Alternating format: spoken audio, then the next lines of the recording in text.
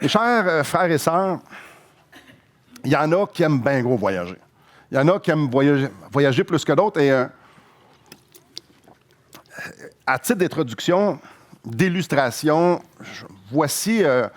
mes parents ont voyagé aussi. Quand j'étais petit garçon, ça faisait longtemps. À un moment donné, ils ont été dans un endroit puis ils m'ont apporté du sable sur le bord de la plage. Puis peut-être qu'il y en a parmi vous qui faites ça, ou quelqu'un vous est venu vous apporter du sable. Imaginez, je m'en vais à Cuba et je vous apporte du sable de Cuba. Et puis, j'ai jamais été à Cuba, j'ai aucune idée à quoi il ressemble le sable, mais ça doit ressembler à du sable. Et puis là, je vous mets ça dans une petite fiole, puis là, je vous dis, hey, ouvrez ça, puis hume ça, là. Ça sent Cuba. Mais, il me semble... Ah, c'est ça que ça sent Cuba, c'est spécial. Touche-y, c'est fin, oui, c'est fin, puis oui, je vois la couleur, puis c'est quelque chose. Je nous pose la question, aussi extraordinaire et glorieux et merveilleux qu'il y ait avoir une petite fiole de sable de quelque part, lisez le sarcasme ici, est-ce que ça nous fait connaître beaucoup de choses sur l'endroit? Non, ça nous fait connaître le sable qu'il y a sur la plage, là. Et bien souvent, quand on pense à Dieu, c'est un peu ça. Donc, on va avoir une certaine vérité, donc c'est vraiment du sable qui vient de Cuba, on va avoir une vérité à propos de Dieu, puis là, on est extasié devant cette vérité-là parce que c'est vraiment une vérité, mais pas on oublie, on fait abstraction peut-être à d'autres vérités concernant Dieu. Tu sais, pour que le sable nous apporte l'expérience d'être à Cuba, ça prend l'eau de la mer à côté, ça prend le vent, ça prend les palmiers, ça prend tellement de choses pour comprendre l'ensemble de l'expérience Cuba. Et là, c'est une très faible illustration de Dieu. Je vais juste dire, des fois, on s'attarde à une chose sur Dieu, puis on fait « wow », puis on pense que c'est tout. Je parle principalement de l'amour de Dieu. La grande majorité du temps, si on fait un sondage ici, puis je vous demande de me nommer des perfections de Dieu, la première, vous allez dire probablement « ah, Dieu est amour ». Est-ce que c'est faux? Non, c'est absolument vrai. Mais de considérer Dieu comme juste amour, c'est comme mon histoire de sable. C'est vrai, mais c'est drôlement incomplet. Puis c'est normal qu'on nomme Dieu, qu'on dit que Dieu est amour parce que on aime que Dieu aime. Facile. Là, je vais changer de vitesse. Mais que dire de la colère de Dieu? Ouais, ça, on aime moins ça un peu. On parle un petit peu moins de la colère de Dieu. Pourtant, la Bible en parle, mais beaucoup. Ah, mais sinon, c'est pas un matin de même. Oh non. On n'aime pas s'imaginer qu'une des perfections de Dieu, c'est la colère. Parce que bien souvent, dans la plupart d'entre nous, on a des expériences négatives par rapport à la colère. Puis là, on regarde, on pense à Dieu qui est colère. On va dire, nous. Pourtant, c'est en étudiant la colère de Dieu que tu peux mieux comprendre l'amour de Dieu. Et vous allez comprendre un peu où est-ce que je m'en vais avec ça. Même si c'est indisposant, ben c'est essentiel. Et aujourd'hui, on va répondre à la question, qu'est-ce que la colère de Dieu change dans ma vie? Et peut-être vous vous dites, qu'est-ce que je fais à l'Église ce matin? Ce matin, même si les premières minutes vont peut-être être lourdes, elles vont être bibliques, assurément, mais mon but, c'est de vous parler de l'amour de Dieu. Le thème, là, c'est l'amour de Dieu manifesté. Mais on va passer par la colère, juste une autre perfection qui va nous faire déguster quelque chose de Dieu. Donc, commençons avec le commencement. Qu'est-ce que la colère de Dieu? Donc, on va lire ici dans Romains chapitre 1.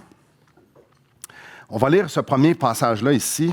La colère de Dieu se révèle du ciel contre toute impiété et toute injustice des hommes qui retiennent injustement la vérité captive. On a une relation avec la colère.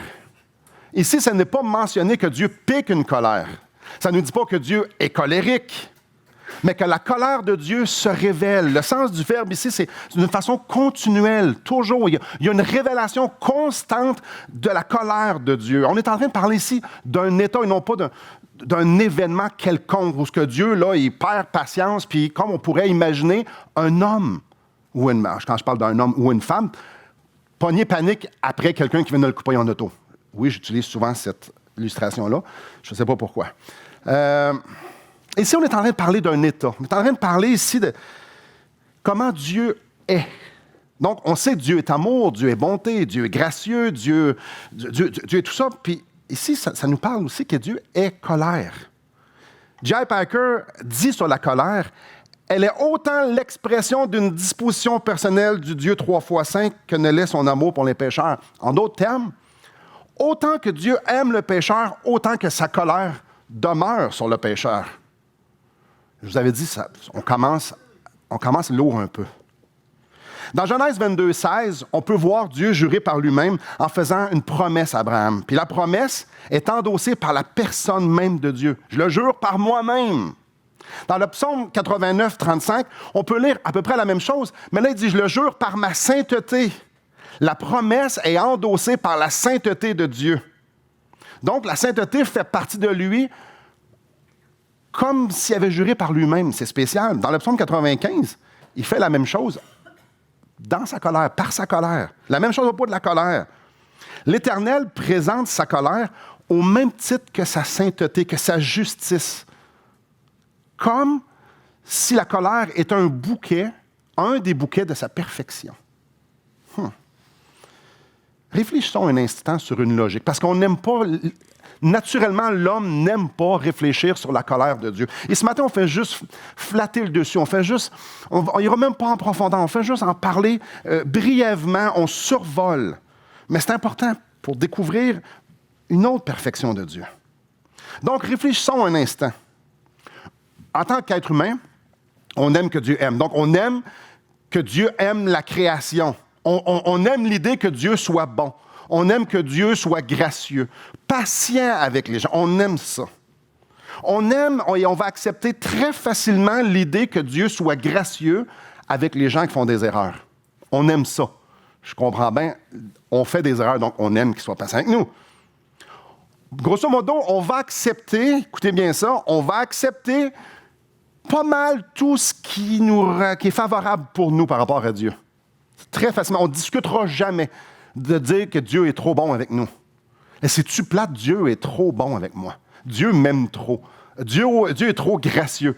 Non, on ne s'ostinera jamais avec ça. Tout ce qui nous est profitable, on fait comme « Amen, on aime ça ».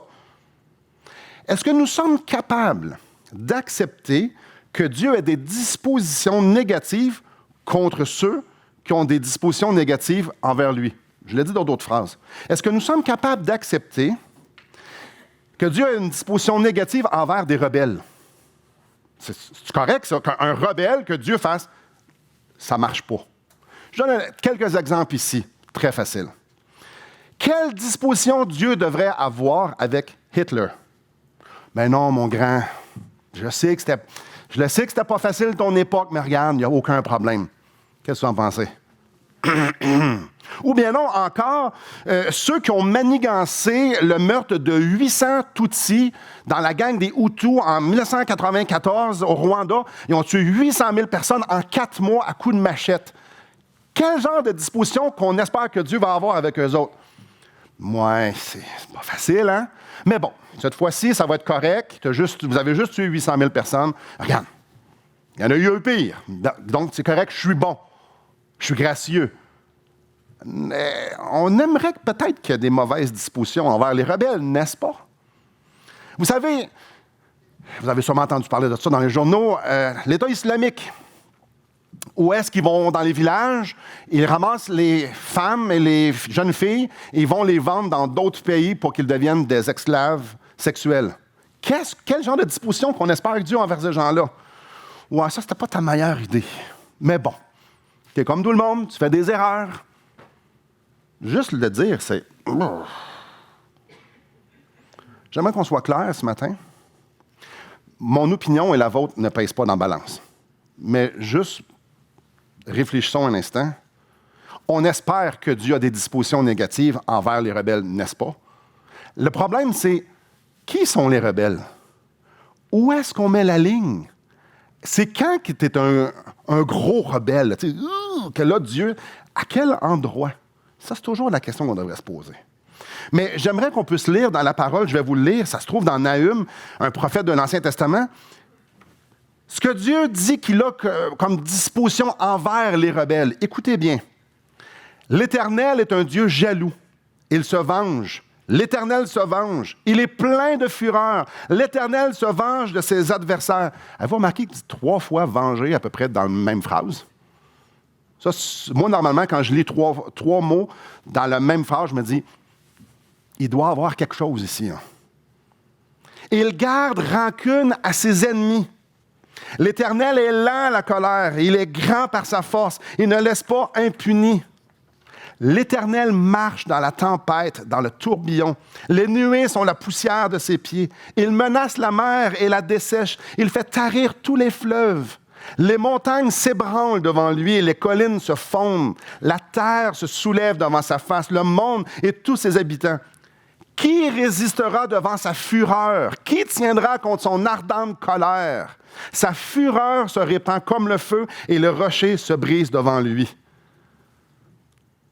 Ah, Dieu est amour, assurément. Ce passage-là est aussi vrai que Dieu est amour. Quand Dieu regarde ses ennemis, il révèle sa colère. Il manifeste sa disposition envers eux, une juste disposition, une disposition qui est à propos. Quand Dieu regarde les rebelles, il n'est pas bonasse. Sa sainteté, sa justice se manifeste, sa colère se manifeste. Dans Romains chapitre 13, verset 4, je vous le lis, « Le magistrat est serviteur de Dieu pour ton bien. Mais si tu fais le mal, crains, car ce n'est pas en vain qu'il porte l'épée, étant serviteur de Dieu pour exercer la vengeance et punir celui qui fait le mal. » N'est-ce pas intéressant? Le magistrat va porter l'épée et il va être un serviteur de Dieu pour exercer la vengeance et punir de la part de Dieu. Dans Hébreux chapitre 12, on lit que Dieu se présente comme un feu dévorant. Dieu révèle sa colère, révèle qui il est face à l'iniquité, face à la transgression. On doit comprendre que l'amour de Dieu fait en sorte que sa colère n'est jamais injuste. La mienne peut l'être. Je devrais plutôt dire, elle l'est. L'amour de Dieu fait en sorte que la colère de Dieu n'est jamais gratuite, n'est jamais excessive. Ça, c'est le péché en nous qui fait en sorte qu'on va être excessif dans la colère ou qu'elle sera injuste. Mais Dieu n'est pas comme ça. Dieu révèle sa colère seulement quand les circonstances l'exigent. Dieu est juste.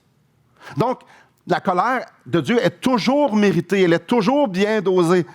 Les transgressions reçoivent toujours la juste conséquence. Ce qui m'apporte à donner quelques exemples ici.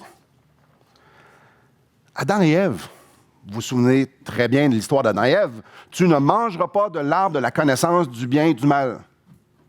Si tu en manges, je vais juste dire zut. Non, tu mourras certainement. Donc, on connaît l'histoire. Adam et Ève ont mangé. Qu'est-ce qui est arrivé? Il y a quelque chose qui est mort en dedans d'eux. Non seulement quelque chose qui était mort en dedans d'eux, ils ne pouvaient plus avoir accès à l'arbre de vie. Ils ont été chassés du jardin. Donc, ils ont été sujets à la mort. Il y a eu une transgression de commandement et il y a eu une juste conséquence. Noé. La Bible nous dit dans l'histoire de Noé que l'humanité est venue à un stade où est-ce qu'il vivait non seulement tout croche, mais sans crainte de Dieu. Il se laissait aller à tout ce qu'il voulait. C'était chaotique. Qu'est-ce qui est arrivé? Dieu a envoyé un déluge universel. Il y a eu une transgression, il y a eu plusieurs transgressions, et il y a eu un juste jugement. Moïse, ils sont dans le désert. Dieu a dit à Moïse, tu vas parler au rocher, il va y avoir de l'eau qui va sortir pour nourrir le peuple. Le peuple coince Moïse, puis ah ouais donc. Moïse décide de frapper avec son bâton 2 fois. Qu'est-ce qui est arrivé? Est-ce que Moïse a écouté ce que Dieu avait dit? Non. En pleine bonne santé, il est mort sans voir la terre promise. Il y a eu une désobéissance et il y a eu des conséquences. Dieu avait dit d'une façon très complète et très précise, quand vous allez déplacer l'arche de l'Alliance, vous n'allez pas être créatif. Vous n'allez pas utiliser des chars. C'est les Lévites qui vont le porter. Mais, pour une raison X, ils ont décidé d'être créatifs. Ils ont mis l'Arche de l'Alliance sur une charrette, sur un petit buggy, sur peu importe. Ça avait des roues, c'était plus simple. Puis à un moment donné, l'Arche branlait et est venue pour pencher. L'Arche de l'Alliance, c'était énorme en Israël. Donc, Uza, lui, bien intentionné, il dit, moi, je vais aller sauver l'Arche. Il a retenu l'Arche. Voici ce qui est arrivé. La colère de l'Éternel s'enflamma contre Uza et Dieu le frappa sur place à cause de sa faute. Uza mourut là, près de l'Arche de Dieu. Mais non, il a juste essayé de sauver l'Arche. Vous ne le faites pas comme je vous le demande. Il y a des conséquences à faire des choses autrement que ce que je vous demande. Il y a une désobéissance. L'intention était bonne. L'intention ne change rien. Il y a une conséquence. Et là, je pourrais vous en nommer des centaines et des centaines et des centaines de gens qui ont, à petite échelle ou à grande échelle, que ce soit le peuple ou que ce soit des personnes simples ou des simples personnes qui ont transgressé la loi qui a eu des conséquences. Certains vont dire, ouais, mais ça, Simon, c'est dans l'Ancien Testament, tu sais, c'est pas pareil, comme si Dieu changeait lorsqu'on change de livre. Non. Dans Matthieu 3, chapitre 7, dans 1 Thessaloniciens, chapitre 1, verset 10, ça nous parle de la colère à venir. Ça, c'est pas mal dans le Nouveau Testament, ça. Jésus a dit, dans Luc 12, « Je vous montrerai qui vous devez craindre. » Attends un peu. Jésus est en train de dire qu'on devrait craindre. Craignez celui qui, après avoir tué, a le pouvoir de jeter dans la géhenne. Oui, je vous le dis, c'est lui que vous devez craindre. Il est en train de dire aux gens, vous devez craindre Dieu. Vous devez craindre Dieu. Dans Apocalypse, chapitre 6, voici ce qui est dit. « Et il disait aux montagnes et aux rochers, « Tombez sur nous et cachez-nous devant la face de celui qui est assis sur le trône et devant la colère de l'agneau. » L'agneau, c'est Jésus. « Car le grand jour de sa colère est venu et qui peut subsister? » Ah, je veux juste le relire. « Et cachez-nous devant la face de celui qui est assis sur le trône et devant la colère de l'agneau. Car le grand jour de sa colère est venu. Et qui peut subsister? » La colère là, de Dieu est partout, d'un couvert à l'autre. Elle est partout. Des exemples, il y en a, il y en a, il y en a, il y en a, et il y en a encore beaucoup. Mais la grosse question qu'on doit se poser, pourquoi on voit la colère de Dieu dans la Bible? Pourquoi? Il y a deux raisons. La première raison, c'est parce que c'est parce que c'est l'une des perfections de Dieu. Donc, c'est normal que l'une des perfections de Dieu nous soit révélée dans sa parole, parce que nous pouvons voir l'ombre, comprendre très finement qui est Dieu par sa parole. La deuxième raison, pourquoi? C'est parce que l'être humain est rebelle à Dieu. Voici aussi ce que la Bible dit dans Éphésiens chapitre 2, verset 3. Dans Éphésiens chapitre 2, verset 3, ça nous dit de tous les êtres humains que de par nature, nous sommes des enfants de colère. Ça veut dire qu'un enfant de 4 ans qui te regarde et qui fait « Non! » c'est pas cute aux yeux de Dieu. Et quand un papa de 42 ans qui fait « Non! » Non, il fait pas ça. Ben, peut-être pas. Il devrait pas, en tout cas. C'est pas cute non plus aux yeux de Dieu. Quelqu'un qui désobéit, c'est jamais cute aux yeux de Dieu. Dieu nous dit que nous sommes de nature des enfants de colère. Dans Colossiens chapitre 1, verset 21, c'est encore un langage qui est fort. Ça nous dit que nous sommes des ennemis de Dieu. L'humanité entière est ennemie de Dieu. Ouais. Ennemi de Dieu. Ça veut dire que Dieu est mon ennemi, puis moi, je suis son ennemi, qu'il n'y a pas de paix entre les deux. Colère de Dieu. Dans Romains 3, 23, c'est encore un petit peu plus clair. Ça nous dit que nous sommes tous des pécheurs privés de la gloire de Dieu. Privés de la gloire de Dieu. Privés des dispositions favorables de Dieu. À cause que nous sommes des pécheurs, nous sommes privés des bonnes dispositions de Dieu. Tantôt, je vous parlais de où est-ce qu'on est rebelle. C'est à partir de où est-ce qu'on a les conséquences. Ce point-là, ici, Romains 3, 23, est super clair. Nous sommes tous pécheurs. Nous sommes tous en dehors des bonnes grâces de Dieu. Tout le monde. Parce que nous sommes tous des pécheurs. Depuis le début de l'humanité, nous sommes rebelles à Dieu. Depuis le début de l'humanité, on prend ce qu'on veut, puis on laisse le reste. La preuve, c'est qu'il y a très peu de personnes qui vont parler beaucoup de la colère de Dieu. Mais il y a beaucoup de gens qui parlent de l'amour de Dieu. Pourtant, l'un et l'autre sont vrais.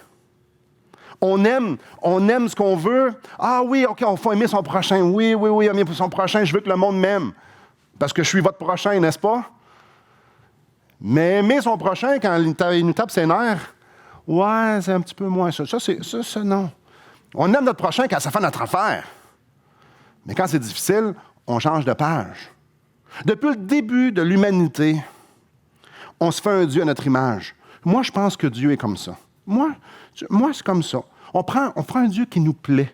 Un Dieu qui est rarement juste, un Dieu qui est toujours en notre faveur, un Dieu qui bénit mes requêtes de prière, un Dieu qui est toujours là. Il doit être là quand j'ai besoin de lui. La plupart des dieux des hommes, il est comme ça. Depuis le début de l'humanité, Dieu se révèle encore et encore et encore dans sa parole. Il se révèle autour de nous. Et de mille et une façons, on le rejette parce qu'il ne cadre pas selon le Dieu que nous, on s'est fait. Le deuxième commandement, c'est « tu t'en feras pas d'autres dieux ». Imagine-toi pas comment je suis, je vais me révéler à toi, je vais te dire comment je suis. Et ça passe par sa parole principalement. Dieu nous a dit « je vous donne des lois ». Je vous donne des lois, je vous donne mes standards, je vous donne mes lois morales. Nous, on dit « ouais, non, je ne les aime pas tant que ça ». Non, je vais refaire mes lois à moi. Imaginez-vous, moi, Simon Ouellette, je dis non, j'aime pas tes lois, Dieu, même si je le dis pas, mes actions peuvent crier ça. Je veux, ça marche comme moi je veux. Moi, regarder les femmes passer, ça me va. Toi, ça te va pas, mais c'est pas grave, je vais le faire pareil. Parce que moi, ça me va. Dieu, depuis le début de l'humanité, nous tend la main. Qu'est-ce qu'on fait? Non, moi, j'attends un autre Dieu. C'est pas toi, je veux. Regardons Romains chapitre 1. On est encore là. Je relis. Regardez bien la suite des versets. La colère de Dieu se révèle du ciel contre toute impiété et toute injustice des hommes qui retient injustement la vérité captive. La vérité, c'est qu'il y a un seul Dieu. La vérité, c'est que ce Dieu-là se révèle. Sa vérité, à propos de ce Dieu-là, c'est que ce Dieu-là est saint, juste. Il y a des gens qui pensent le contraire, qui retiennent injustement cette vérité-là captive. Il y a des gens même qui vont pousser loin, vont essayer de prouver que Dieu n'existait pas. Et au verset 19, ça nous dit que ce qu'on peut connaître de Dieu est manifeste pour eux. Pourtant, les évidences sont là. Dieu leur ayant fait connaître, Dieu s'est révélé à nous. En effet, les perfections invisibles de Dieu, sa puissance éternelle et sa divinité se voient comme à l'œil nu depuis la création du monde. Quand on les considère dans ses ouvrages, ils sont donc inexcusables. Regardez dans la nature, regardez dans la création, tout est là. Il y a mon empreinte partout. Les gens devraient avoir la crainte de moi, devraient chercher à me connaître, à rentrer en relation avec moi. Ils vont découvrir la parole de Dieu qui va les guider directement à moi. En fait, Dieu veut se révéler à nous et Dieu veut nous montrer qui il est. Ici, on parle de gens qui ne reconnaissent pas Dieu comme il se révèle. Et Dieu nous dit, je n'ai pas de bonnes dispositions envers ces gens-là. J'en ai pas de bonnes dispositions. Dans Tite, chapitre 3, verset 3, ça nous dit que nous sommes dignes d'être haïs. Ça, c'est de prendre un roi puis de dire, non, t'es mon serviteur. C'est de prendre son livre de loi puis de dire, non, tasse-toi, c'est moi qui décide. Je suis désolé, ça ne fonctionne pas comme ça. Wayne Grudem dit avec justesse, la colère de Dieu signifie qu'il est profondément le péché. Il n'y a aucune cohabitation, tu ne peux même pas le voir. Il n'y a rien qui a rapport avec le péché puis Dieu. Fait que si moi je suis péché, j'ai un énorme... Si moi j'ai péché, je vais le dire comme ça, j'ai un énorme problème avec Dieu. Si j'ai péché, combien de fois ce matin?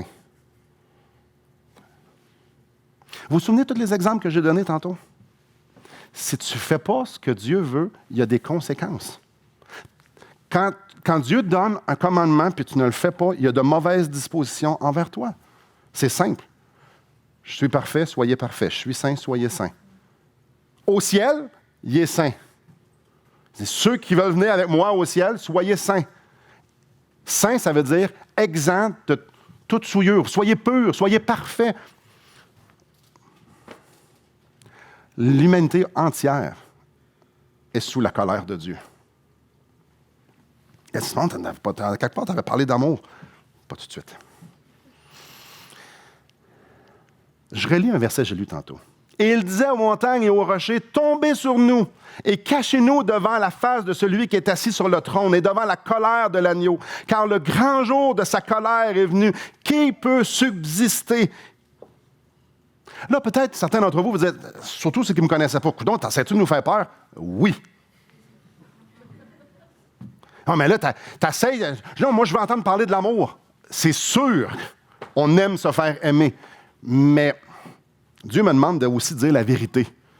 Et la colère de Dieu se révèle du ciel contre toute impiété et toute injustice des hommes qui retiennent captives. Injustement, la vérité captive. C'est ça qui est écrit. Enfin, ce que je veux d'abord, c'est vous dire la vérité. Mais vous avez raison, ce n'est pas fini. Venez avec moi dans Matthieu, au chapitre 26. Quand on regarde qui est Dieu, en 6 jours, par la puissance de sa parole, il a créé tout ce qui est là, tout ce qu'on peut voir, l'univers entier. Si on regarde la beauté de notre création, si on regarde la précision avec laquelle les choses sont faites, ça nous donne un petit indice du souci du détail de Dieu. Et quand Dieu dit « j'ai des mauvaises dispositions envers les pécheurs », je leur réserve une place vraiment précise, loin de moi. On doit arriver à la conclusion que où est-ce qu'on s'en va, ceux qui sont pécheurs et ceux qui ne sont pas parfaits, ceux qui ne sont pas saints, est fait avec le même souci du détail que tout ce qui est beau. Mais ça, c'est pour la conséquence des péchés. C'est normal d'avoir la crainte d'un Dieu qui est saint. Les anges crient qu'il est saint. Chapitre 26, je vais lire à partir du verset 36. Là-dessus, vous allez vite vous ramener dans l'histoire. Là-dessus, Jésus alla avec eux dans un lieu appelé Gethsémani. Et il dit aux disciples, « Asseyez-vous ici pendant que je m'éloignerai pour prier. » Il prit avec lui Pierre et les 2 fils de Zébédée. Il commençait à éprouver de la tristesse et des angoisses. Il leur dit, « Alors mon âme est triste jusqu'à la mort. Restez ici et veillez avec moi. » Puis, ayant fait quelques pas en avant, il se jeta sur sa face et pria ainsi, « Mon Père, s'il est possible que cette coupe s'éloigne de moi, toutefois, non pas ce que je veux, mais ce que tu veux. » Il vint vers les disciples qu'il trouva endormis. Il disait à Pierre, « Vous n'avez donc pu veiller 1 heure avec moi, veiller et prier afin que vous ne tombiez pas dans la tentation. L'esprit est bien disposé, mais la chair est faible. » Il s'éloigna une 2e fois et pria ainsi, « Mon Père, s'il n'est pas possible que cette coupe s'éloigne sans que je la boive, que ta volonté soit faite. » Il revint et les trouva encore endormis, car leurs yeux étaient appesantis. Il les quitta et s'éloignant, il pria pour la 3e fois, répétant les mêmes paroles. « Mon Père, s'il n'est pas possible que cette coupe s'éloigne sans que je la boive, que ta volonté soit faite. » Puis, il alla vers ses disciples et leur dit, « Vous dormez maintenant et vous vous reposez. Voici l'heure est proche et le Fils de l'homme est livré aux mains des pécheurs. Levez-vous, allons, voici celui qui me livre s'approche. » Voici ce que George Ladd a écrit. Dans l'Ancien Testament, la coupe est une expression métaphorique pour désigner le châtiment de Dieu et la rétribution des péchés. Parce que Jésus s'est identifié aux pécheurs, c'est sur lui que retombe la sainte colère de Dieu contre le péché, et c'est à Gethsémani que l'horreur de cette colère se révèle dans toute son ampleur, à mesure que l'heure de la passion approche. Parce que Jésus s'est identifié aux pécheurs, C'est sur lui que retombe la sainte colère de Dieu contre le péché. Et c'est à Gethsémani, ce qu'on vient de lire, que l'horreur de cette colère se révèle dans toute son ampleur à mesure que l'heure de la passion approche. Dieu prouve son amour envers nous, parce que lorsque nous étions encore des pécheurs, Christ est mort pour nous. La coupe qu'il parle ici au verset 39, c'est la coupe de la colère de Dieu. La coupe qui est en train de parler ici, c'est la coupe qui nous était réservée à nous qui sommes ennemis de Dieu, qui sommes des rebelles à ses lois. Lui qui n'avait jamais péché, lui qui avait toujours été en communion avec Dieu, lui qui est Dieu, lui qui est l'alpha et l'oméga, est en train de parler avec son Père, puis il dit, je le relis. Mon Père, s'il n'est pas possible que cette coupe s'éloigne sans que je la boive, la coupe de la sainte colère de Dieu, que ta volonté soit faite. Chaque désobéissance de chaque personne qui a existé depuis le début de l'humanité mérite la sainte colère de Dieu. Et ce que Jésus est en train de dire ici à son Père, c'est Papa. Quand il dit que ta volonté soit faite, il est en train de dire Papa, déverse ta colère sur moi. Chaque péché que j'ai fait, chaque mauvaise pensée, chaque mauvaise action, ma vie entière mérite d'être séparée de Dieu. Et Jésus dit, je vais le subir à sa place. Je vais le subir à sa place. La croix est la plus belle démonstration de l'amour de Dieu. Mais non seulement de l'amour de Dieu, avant de passer à l'amour, de la sévérité, de la colère de Dieu. La croix, on peut voir la photo de ce que c'est la colère de Dieu, à quel point Dieu est le péché. C'est pourquoi la croix permet de pouvoir sauver le pécheur. Dans Romains 5,9, on lit à plus forte raison, donc maintenant que nous sommes justifiés par son sang, serons-nous sauvés par lui de la colère. Dans 1 Thessaloniciens 1,10, Jésus nous parle que Jésus, c'est lui qui va nous délivrer de la colère à venir. Venez avec moi dans Jean 3. Imaginez. Je dis imaginez parce qu'on ne peut pas comprendre l'ampleur de ce qu'on est en train de discuter ici ce matin. Imaginez des rebelles. Imaginez Hitler. Imaginez moi. Imaginez ceux qui pêchent contre un Dieu qui est parfait, qui est bon, qui est gracieux, qui est amour. Imaginez des gens qui sont imparfaits, comme nous sommes tous. Imaginez l'amour que ça prend que de dire, moi, la seule solution, c'est que Dieu vienne, envoie son Fils, qui est lui-même, qui est Dieu, deuxième personne de la Trinité. Il s'en vient vivre une vie parfaite. Il se fait rejeter par sa création. Il est venu subir la colère de ceux qui l'ont crucifié. Imaginez. Il aurait pu dire, c'est assez. Non, c'était pas assez. Imaginez l'amour que ça prend pour dire, Papa, déverse sur moi ta sainte colère de l'humanité. Déverse-la sur moi. Seigneur, leur séparation d'avec toi, je vais la prendre. Vous voulez parler d'amour? Il faut parler de la colère avant. Parce qu'il faut comprendre jusqu'à quel point le gouffre est grand entre un Dieu 3 fois saint et nous pour comprendre à quel point il nous aime. Comprendre ce que ça l'a coûté. Regardez ce que ça nous dit dans Jean 3, 36. Celui qui croit au Fils a la vie éternelle. Celui qui ne croit pas au Fils ne verra point la vie, mais la colère de Dieu demeure sur lui. Et je me ramène sur le mont Golgotha où Jésus était crucifié, puis il y avait deux bandits, un à droite puis un à gauche.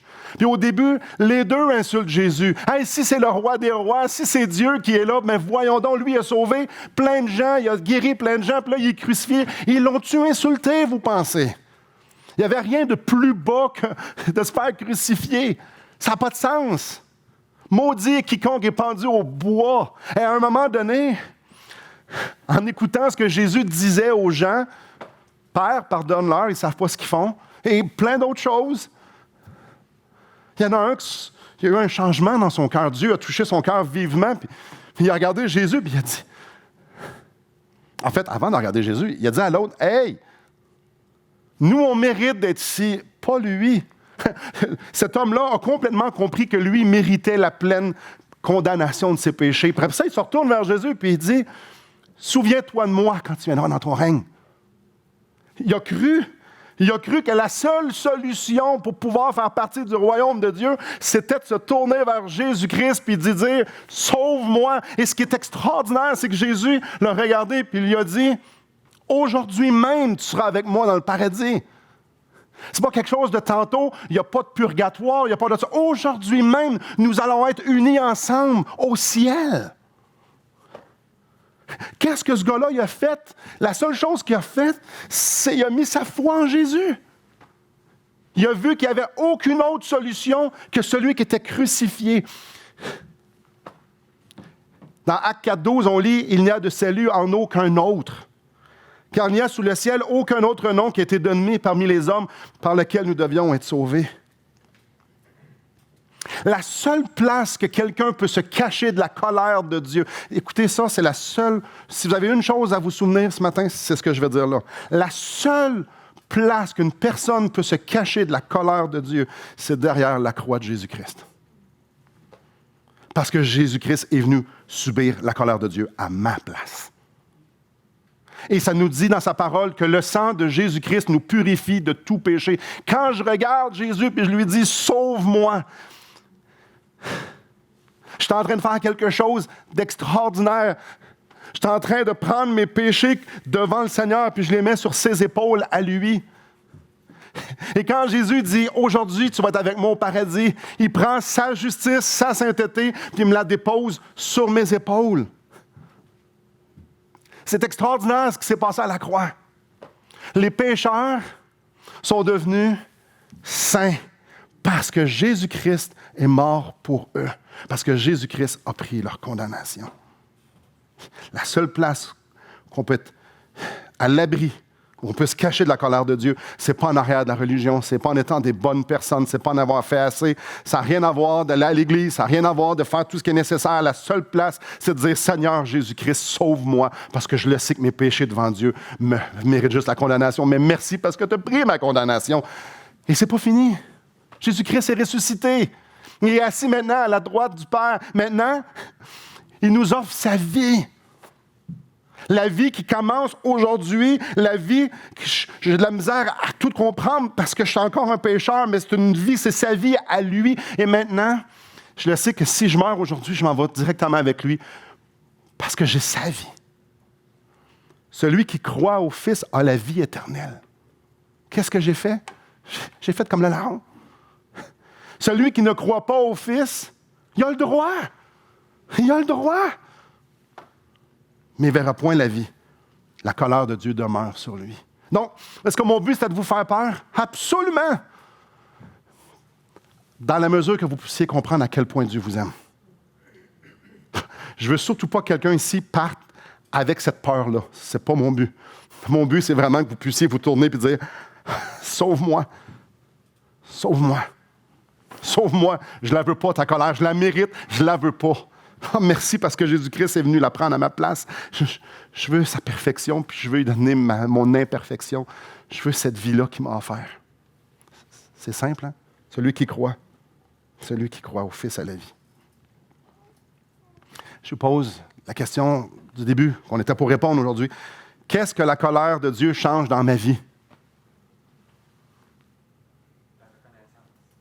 C'est un éternel sentiment de reconnaissance. Terry, tu as 2 points de plus. La reconnaissance.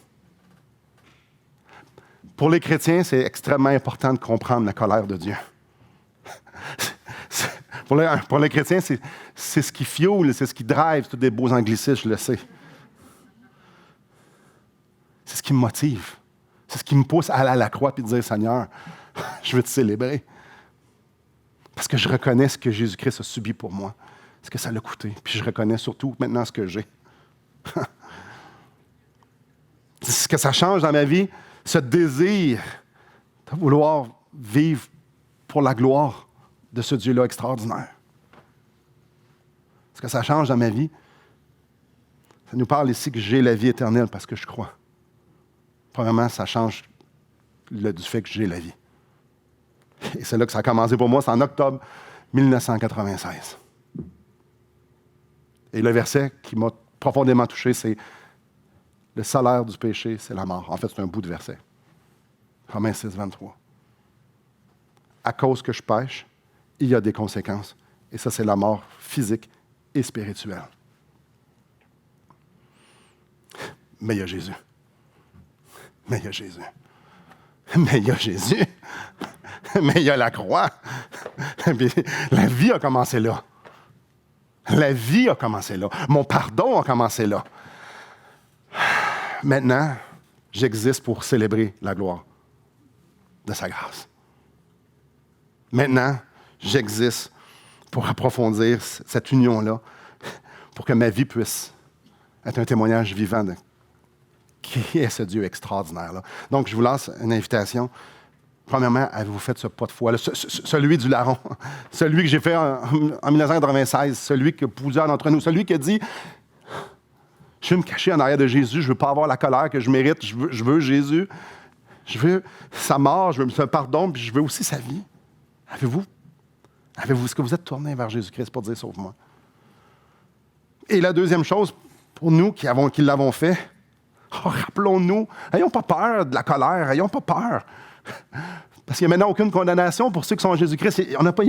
N'ayons pas peur, comme Terry le dit, puis comme mes notes, ce qui paraît le disent, ça devrait éveiller en nous un sentiment éternel de reconnaissance. Puis dire, je suis sauvé. Je suis sauvé de la colère à venir. Merci Seigneur Jésus-Christ. Prions. Oh Père,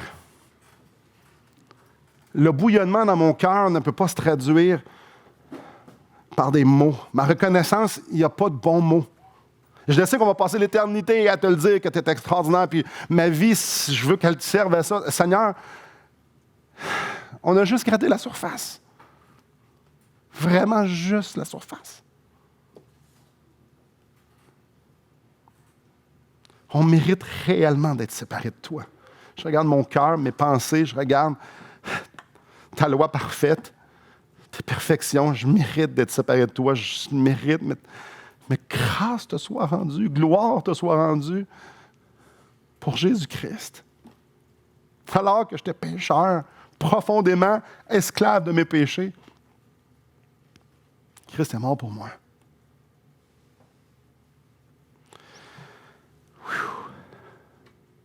Seigneur, rappelle-nous. Rappelle-nous de cette perfection extraordinaire. Rappelle-nous que Jésus-Christ a accepté ta colère à ma place. Rappelle-nous, Seigneur Dieu, que tout ce que tu nous demandes, c'est d'aller à toi et de te célébrer. Alors, Seigneur, que ma vie, que notre vie, que les gens ici dans l'Assemblée, Seigneur, que ça peut être un doux parfum d'adoration, de célébration, que nos vies peuvent célébrer le sacrifice de Jésus-Christ, ton amour manifesté. À toi soit la gloire. À toi soit la gloire parce que nous, on ne mérite rien.